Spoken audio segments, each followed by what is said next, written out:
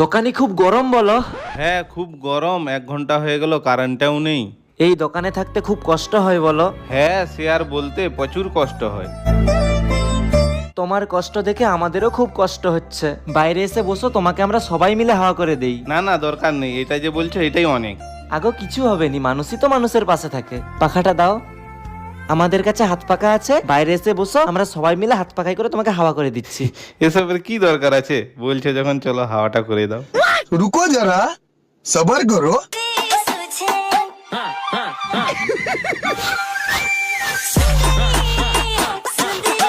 কি করে কি আম। কি করে